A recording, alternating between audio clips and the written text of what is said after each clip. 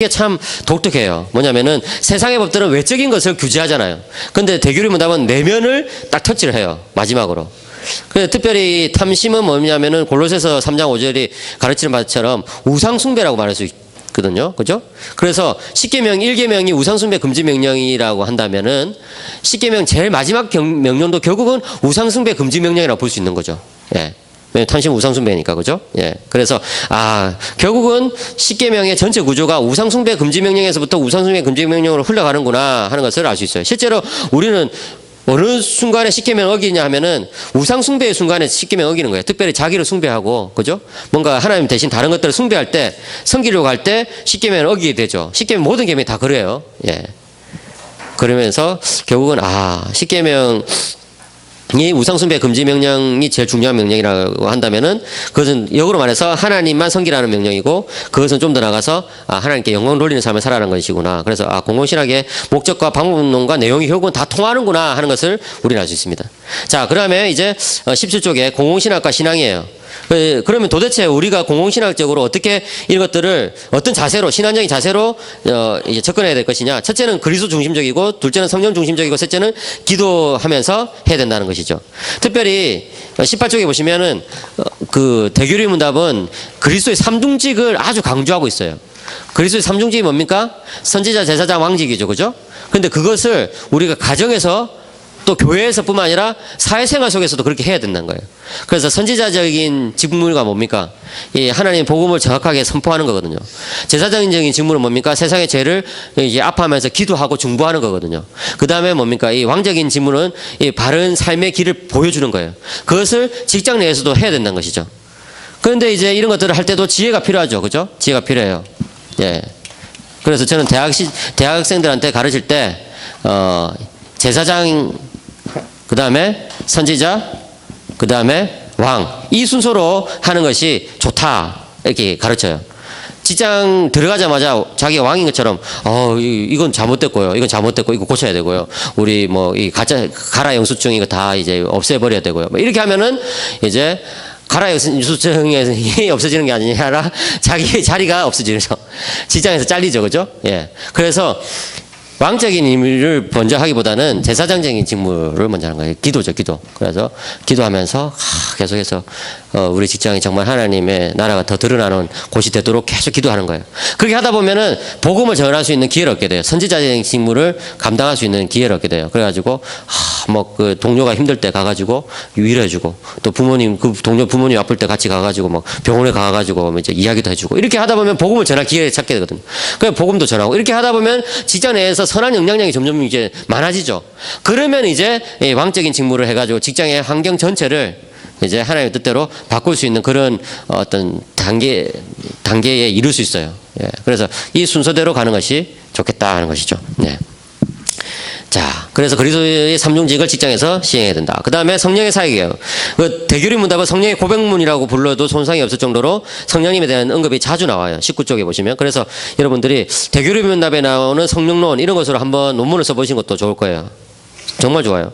그 결론은 뭐냐면은 성령님이 매 순간마다 함께 하신다는 거예요. 그래가지고 이 공공신학적인 활동에 있어서도 우리가 성령님의 도우심을 힘입어서 해야 된다는 것이죠. 그래서 성령님의 지혜를 바탕으로 해야 된다는 것이죠. 그죠? 예. 은혜를 베푸시는 분도 성령님이세요. 그죠? 예. 그 다음에 20조 넘어가겠습니다. 공공신학의 기도인데요. 제가 말씀드린 것처럼 아우구스티누스가 신국론을 썼는데 신국론에 보시면 그리스도인의 사회 참여 중에서 제일 중요한 것 중에 하나가 기도다 이렇게 이야기하고 있어요. 여러분, 막 그 70년대 막 이게 독재 막 이렇게 할 때 성도들이 한 것 중에 뭐가 있어요? 막 밖에 나가지고 막 시위하고 이런 것도 했지만 사실 기도를 했잖아요. 그죠? 그 저는 정말 기도를 통해서 하나님께서 우리나라를 바꿔 가신다고 보거든요. 예. 그래서 진짜 이 기도가, 정말 이게 적인 어떤 측면이 들어올 때에 정말 파워풀해진다고 봐요. 그래서 여러분들의 기도가 어떤 개인의 경건 또는 교회의 문제 여기를 벗어나서 정말 이 사회의 공공신학적인 어떤 역할까지도 감당할 수 있는 그런 기도가 됐으면 좋겠어요. 그게 바로 어거스틴이 가르치는 이제 요소인데 사실 대규리 문답은 그런 것이 다 드러나요. 그래서 대규리 문답 184문답을 보면요. 이제 주기도문 해설이 쭉 나와요. 183문답 이하에서 보면 막 주기도문 해설이 나오면서 주기도문 해설을 끝으로 마치거든요.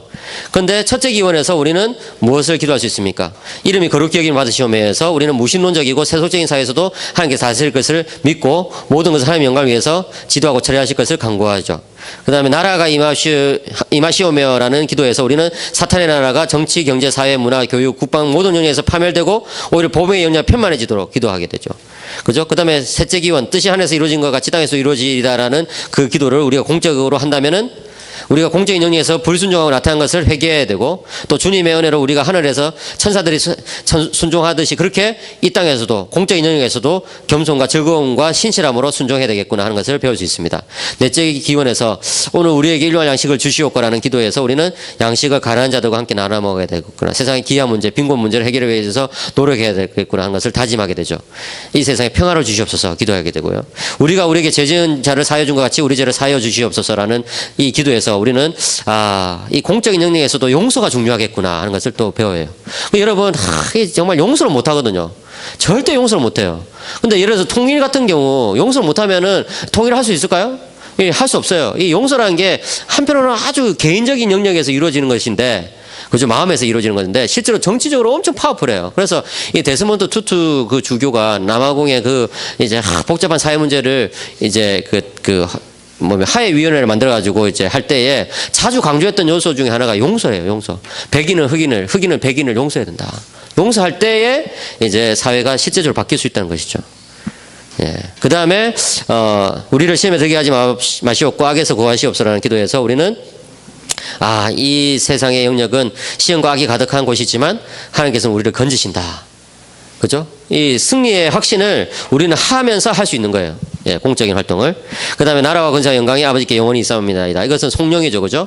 그래서 이 대교리문답의 구조는요, 하나님의 영광에서부터 시작해가지고 제일 마지막에 이 또 하나님의 영광으로 끝나요.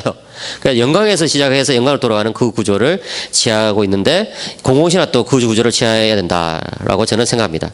자, 그러면 어떻게 이것을 구체적으로 교육할 수 있을 것이냐, 교회에서. 여러분들이 이제 저한테 배웠으니까, 여러분들 이런 내용들을 가지고 대교리문답을 이제 교회에서 한번 가르쳐 보세요. 청년들에게도 가르치시고 성도들에게 가르쳐 보세요. 그래가지고 하나하나 가르치면서 이제 그것을 공적으로 한번 적용해 보시란 거예요. 아시겠죠? 그러면은 엄청 안전해요. 여러분, 우리가 공공신학을 할 때 뭐 다른 여러 가지 것들을 가져올 수 있겠죠. 그죠? 뭐 여러 정치 이론들을 가지고 올 수도 있고 이렇게 할 수 있는데 그런 것들은요, 다 한계가 있고 문제가 있거든요. 그냥 본성에 비단해서 했기 때문에. 근데 대교리문답 이거는요, 진짜 거룩한 생활을 했던, 그리고 정말 성경에 대해서 해박했던, 그리고 정말 서로 이렇게 기도하면서 만들었던, 기도하면서 만들기를 원했던 그런 신학자들이 만드는 거기 때문에 정말 안전해요. 그래서 여러분들이, 이 대교리문답을 이 교본으로 삼고 매뉴얼로 삼고 우리가 교회에서 공공신학을 교육을 하면 정말 좋겠다 이런 생각이 드는 것입니다. 예, 감사합니다. 예, 우리 질의응답 시간을 사실 조금 더 가지면 좋은데 일단 지금부터 한번 시작해 보시죠. 그래서 직접 하셔도 되고 아니면 적어서 우리 목사님께서 걷어주시겠습니까? 목사님께 주시면 목사님께서 대신해서 읽고 저한테 이제 들려주시면 제가 이제 바로 답을 하겠습니다. 아니면 제가 읽어도 되고요. 네.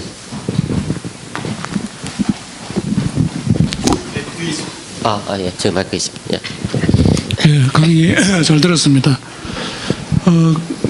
사실 성경을 보면 구약에서 여호와 하나님께서 관심을 가지는 것 자체가 우리가 지금 이야기한 공공신학적인 그런 측면이 아주 강하다고 생각하거든요. 맞습니다. 그런데 이제 우리 개신교에서 21세기에 들어와가지고 공공신학이 좀 대두되고 한 그런 것은 여러 가지 사회적인 문제가 많이 일어나다 보니까 거기에 대해서 이제 그런 이제 반성의 어떤 결과로 나온 것이라고 생각하는데 그 주된 그 이유가 이제 그러니까 종교개혁가들이 이제 이야기한 그런 신학적인 그런 내용들이 좀 그런 부분에 너무 취약했다 하는 그런 좀 생각이 들고요. 또 그러다 보니까 지금 교회에서 가르치는 그 가르침 자체가 너무 개인적인 혹은 내세적인 이런 측면을 강조하다 보니까 자연스럽게 어떤 공공신학적인 그런 측면이 이제 무시되거나 아주 약하게 된 그런 측면이 있다고 보거든요. 네, 맞습니다. 예. 자, 그렇다면 아까 세관점에 대해서 좀 비판하셨는데 예. 세관점의 어떤 사람들이 이야기하는 것을 저도 잘 모르지만 이제 중요한 것이 교회론적인 어떤 그런 차원에서 이야기를 많이 맞습니다. 하거든요. 예. 그렇다면 우리가 지금 개혁파에서 좀 그런 것을 좀 이렇게 차용을 한다든지 그 다음에 또 교회론적인 이런 측면을 잘 강조해서 아까도 잠시 언급했지만 공동체적인 네. 어떤 그런 노력 이것이 너무나 중요한데 우리 보면 너무나 개인적인 또 개교회주의적인 개교회주의적인 이런 측면에서 하다 보니까 공동신학이 이제 너무나 근본적이고 어떻게 보면 이제 예수님이 한 그 자체가 행하신 그 자체가 아주 레디칼한 어떤 그런 공공신학적인 그런 측면이 강하다고 보거든요. 네. 그런 것을 좀 우리가 잘 이렇게 수용해서 이제 제가 이야기하는 가장 핵심적인 것은 그 신학 자체에 네. 그 상당한 어떤 취약점이 일단 있기 때문에 그런 가르침 때문에 이런 결과가 오지 않았나 그렇게 생각하기 때문에 그런 면에 대해서 좀 이야기해 주시면 예, 좋겠습니다. 감사합니다. 그 이제 제가 아까 말씀드린 것처럼 개혁 신학자들 자체는 사실은 공공신학적으로 아주 이제 많이 발달돼 있어요. 그래서 이제 개혁 신학자들 모두 다 사실은 공적인 영역에서 이제 사회를 바꾸기 위해서 노력했기 때문에 이제 그들의 신학 자체는 사실은 아주 공공신학적인 요소가 많다고 이제 봐야 되는데 저는 이제 그것이 전수되는 과정에서 이제 너무 선별적으로 전수되었고 특별히 이제 한국 교회에서는 그런 신학을 좀 더 포괄적으로 보지 못하고 아주 이제 협소하게 특별히 이제 개인 경건 중심으로 보는 바람에 저는 이제 그런 전통이 이제 사라졌다 이렇게 보거든요. 근데 실제적으로 이제 보시면은 개혁신학자들이 그런 작품들을 많이 남겼거든요. 예를 들어서 이 청교도들도 보면은 이 사회 변화에 대해서 글을 많이 썼거든요. 근데 실제적으로 청교도들 작품이 한국에서 소개되는 거 보면 거의 그냥 개인 경건 작품들만 소개되죠. 똑같이 리차드 백스터라고 하더라도 백스터의 경건 서적만 소개되는 것이지 백스터가 다른 아주 많은 측면들의 어떤 그런 요소들은 이제 그냥 소개를 안 하고 있거든요. 그러니까 저는 이제 어떤 한국 교회의 어떤 선별적인 잘못된 수용 이게 이제 문제라고 보는 것이지 개혁 신학 내에서 이제 아주 신학적인 취약점이 이제 있었다 저는 그렇게 이제 보지는 않습니다. 그런데 아까 말씀하신 것처럼 세관점 같은 경우에는 종교개혁 신학적인 바울 해석 이거를 이제 통째로 거부하면서 계속 이제 자신들의 어떤 특이성을 내려고 이제 두각을 드러내려고 이제 하거든요. 예. 그러다 보니까 세관점의 칭의론도 이렇게 아까 금방 잘 말씀하신 것처럼 교회론적 칭의 이제 수직적 측면과 수평적 칭의라고 수직적 측면과 수평적 측면이 있다고 했을 때 이 칭의의 이 수직적 측면 하나님과 이 하나님과 나 사이의 이 수직적 측면만 이제 이 종교개혁 전통이 많이 강조했다고 한다면은 이 수평적 측면 특별히 유대인과 이방인 그걸 좀 더 적용시켜 보면 이제 나와 이제 나를 벗어난 이제 다른 그리스도인 이런 어떤 수평적 측면을 더 이제 MPP가 강조했다고 이제 볼 수 있습니다. 근데 이제 저는 MPP가 문제는 뭐냐면은 이런 수평적 측면을 강조하는 것까지는 좋은데 이런 수평적 측면의 패러다임을 가지고 성경의 개별 구절들 다 거기에 그냥 끼워 맞춰서 해석하려고 한다는 거예요. 그래서 예를 들어서 대표적으로 이제 율법의 일, 예, 그죠? 율법의 일이라는 표현이 있거든요. 이제 유대인들이 율법의 일을 계속해서 추구하는 바람에 이 사람들이 하나님으로부터 오히려 버림을 받게 됐다. 그걸 이제 바울이 가르친 건데 전통적으로는 이 율법의 일을 그냥 율법 전체로 생각하면서 이제 율법을 계속해서 이제 자기의 일을 추구하기 위해서 이렇게 추구해 나갔던 그런 모습을 사도가 율법의 일이라고 규정했다 이렇게 이제 보는데 이 세관자파는 율법의 일은 이런 유대인과 이방인을 나누는 이제 표지 있잖아요. 유대적 표지, 민족적 표지라고 이제 해석하거든요.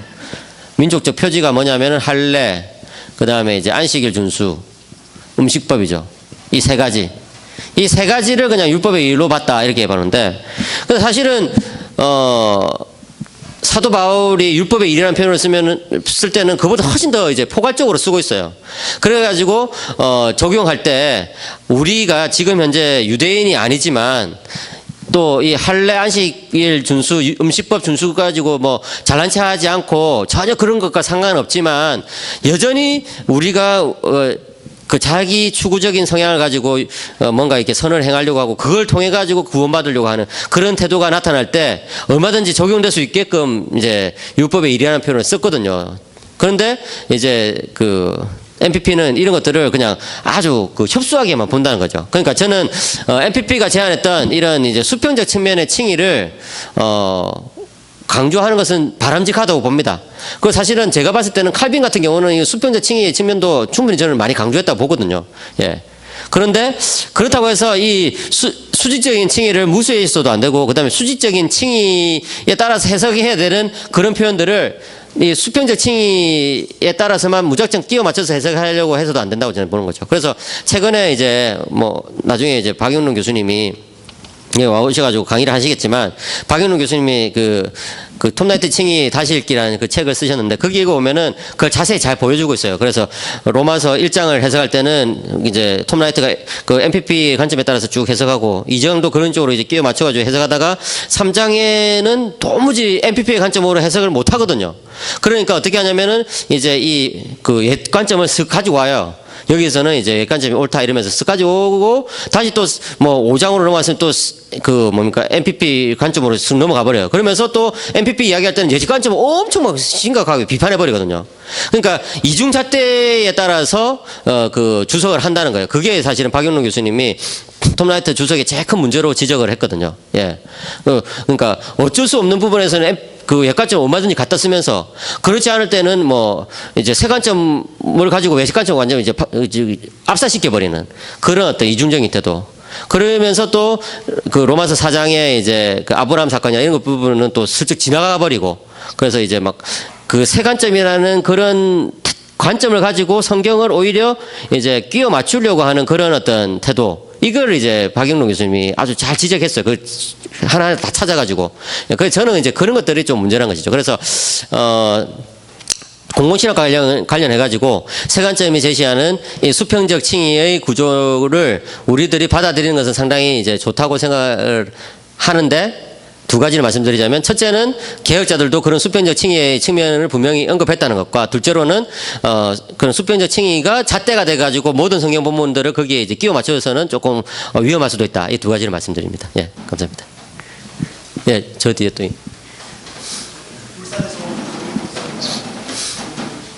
교수님 강의를 여러 번 독서를 듣고 있는데 들을 때마다 되게 시원시원하고 좋습니다.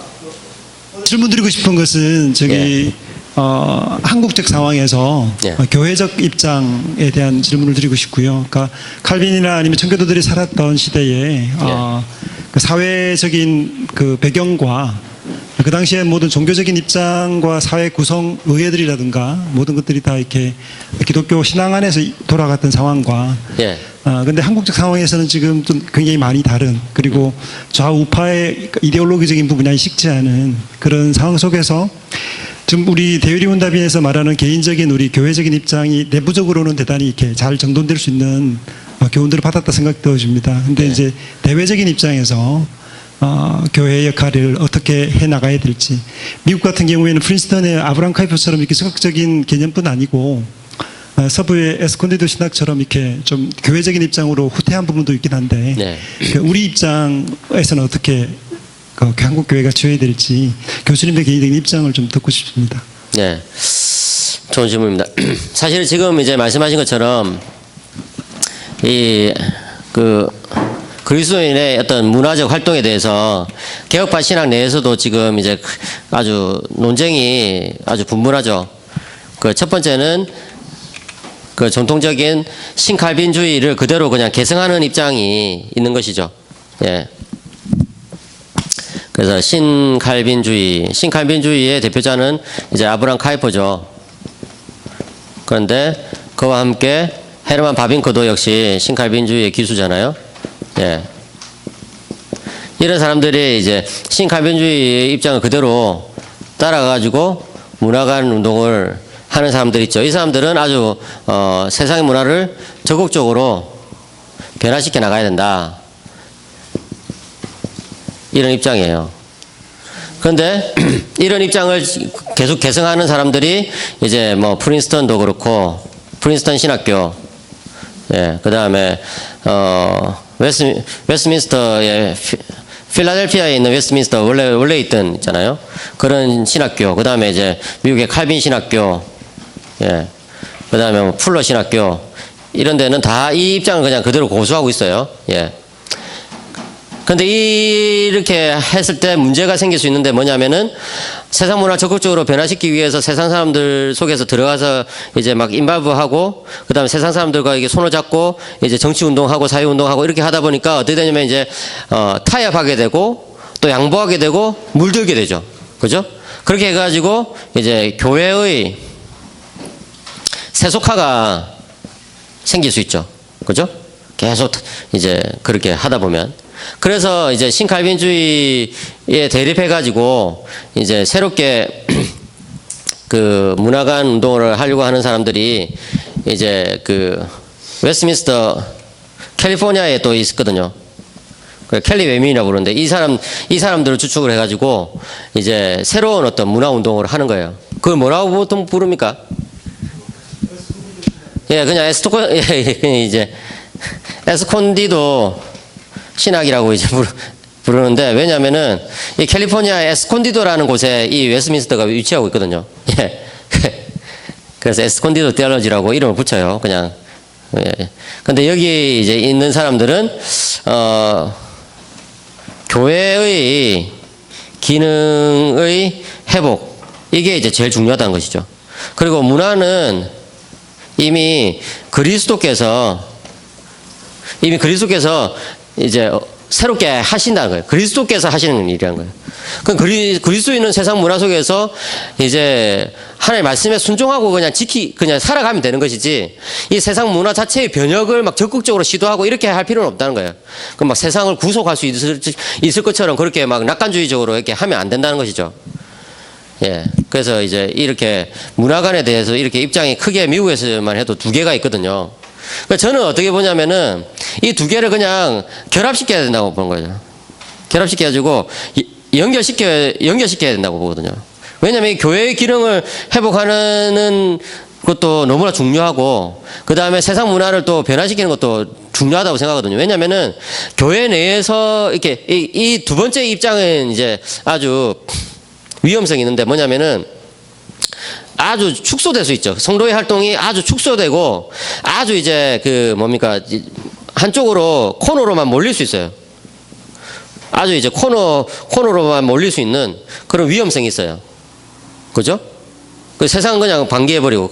그러니까 이 두 가지를 같이 붙잡아야 된다고 생각하고, 그 다음에 저는 그게 사실은 카이퍼의 신칼빈주의의 원래 내용이 저는 그렇다고 봐요. 그래서 저는 신칼빈주의를 여전히 고수하면서, 여러분 제가 칼빈 신학교 나온 걸 그냥 염두에 두셔야 됩니다. 여기서는. 예, 여기 속해 있죠. 예, 신칼빈주의를 여전히 고수하면서도 신칼빈주의의 원래 의미를 잘 찾아보면은 이제 여전히 교회를 중요하게 생각하고, 그 다음에 그러면서도 세상 문화에 적극적으로 이제 참여해야 된다는 것이죠. 그러니까 아브라함 카이퍼가 영역 주권을 이렇게 이야기하면서 말하고자 했던 것이 교회를 보호해야 된다는 거거든요. 예. 그래서 교회는 교회 나름대로의 색깔을 유지하고 있어야 된다는 것이죠. 그래서 카이퍼가 수상을 하면서 자기는 이제 교회에서 직무를 그만뒀죠. 왜냐면은 수상이 돼가지고도 여전히 뭐 교회에서 직무하고 이렇게 하면은 이 두 가지가 막 섞이면서 이제 뭡니까 교회의 어떤 독자적인 어떤 영역이 침범당할 수 있으니까 그렇게 되면 교회의 원래 역할을 상실하게 돼요. 그러니까 저는 어떻게 생각하냐면은 교회가 해야 되는 제일 중요한 일이 공공신학이 아니라고 생각해요. 교회가 해야 될 제일 중요한 일은 예배예요. 예배. 예배고, 그죠? 그 다음에 양육이고, 교제고, 전도하는 일이고, 선교하는 일이고, 봉사하는 일이고, 뭐 이게 제일 중요한 일이에요. 그런데 교회가 뭐냐 했을 때 교회는 결국은 성도들의 공동체거든요. 그러면 그 성도는 교회 내에서만 살아가지 않거든요. 심지어 목사님도 교회 안에서만 살아가지 않고, 목사님도 투표도 하고, 목사님도 이 사회 속에서 인터랙션을 하면서 살아가게 돼 있단 말이에요. 그러면 성도들은 더 그렇죠. 더 항상 이제 사회 속에서 인터랙션 하면서 살아가게 되겠죠. 그랬을 때 성도들의 삶을 이제 교회가 어떻게 지시하지 않으면은 결국은 성도들의 삶이 아주 왜곡되게 되거든요. 예. 그래서 공공신학을 교회에서 가르쳐야 된다고 보는 것이죠. 예. 그러니까, 성도의 삶을 보다 온전하게 만들기 위해서. 무슨 말인지 아시겠죠? 그래서 저는 이 두 개가 결합될 수 있다고 보는 거예요. 그래서 제가 요즘 자주 하는 프로젝트 중에 하나가 이 두 개를 결합시키는 프로젝트예요. 사실은 이 교리문답을 통해서 공공신학을 한 것도 이 두 개를 결합시키는 거예요. 공공신학은 이쪽 영역이에요. 어떻게 보면. 그런데 교리문답은 이쪽 영역이거든요. 저는 교리문답에서 출발하면 이쪽 영역으로 얼마든지 갈 수 있다고 보는 것이죠. 그 다음 제가 또 최근에 쓰고 있는 책 중에 하나도 교회론인데, 교회론은 이쪽이잖아요. 그런데 교회론의 가르침을 우리가 잘 따라가다 보면은 이 세상 문화를 변화시키는 교회로서 나갈 수 있다고 저는 또 생각하는 거거든요. 그래서 사실은 이 갈등을 너무 부추기시면 안 된다는 거죠. 그래서 제가 이제 고신교단에 속해 있다 보니까 SFC 간사님들도 자주 만났는데, SFC도 보면은 뭐 이쪽 파 이런 식으로 좀 이렇게 나눠져 있는 경향이 또 있는 것 같아요. 그런데 저는 이제 같이 갈 수 있다고 보는 거죠. 근데 이제 저는 같이 갈 때 항상 순서가 있다는 거예요. 그러니까 종교개혁 신학도 항상 가르쳐 주는 것이 하나가 이제 순서를 잘 잡는 거거든요. 루터의 신학도 마찬가지예요. 루터의 신학이 개인의 경건이 반드시 있죠, 거기에. 그렇지. 그리고 사회를 변화시키는 것도 반드시 있거든요. 근데 순서는 개인의 경건에서부터 출발해가지고 그 안에 깊이 들어간 다음에 사회로 폭발해서 나오는 거예요. 그 순서를 어기면 어떻게 되냐면은, 아주 이제 두 가지 왜곡이 생길 수 있는데, 첫째는 하다가 그만둘 수 있죠. 왜냐면은 이게 자기의 어떤 내면에서부터 에너지가 안 나오니까. 그다음 두 번째는 이제 그 사회 활동하는 것 자체가 다른 의지에 따라서 막 움직이는 거예요. 그러니까 내면에서 나오는 어떤 원리가 아니고 다른 어떤 세속적인 원리에 따라서 움직여 버리는 거예요. 그래서 저는 그것을 경계하기 위해서라도 이제 이 두 가지를 붙잡되 순서를 잘 잡는 것이 필요하다. 그래서 저는 에스콘디에서 신학에서 출발해가지고 다시 이쪽으로 나가면은 좋겠다 이런 생각이 드는 것이죠. 예, 여기까지만 하겠습니다. 네, 말씀됩니까? 예, 감사합니다. 예, 혹시 뭐 나중에 다시 또 시간을 가질 수 있을 것 같으니까 일단 다음 순서를 좀 진행해 주시기 바랍니다. 감사합니다. 시간 관계상 제가 질문을 좀 끊었고요. 10분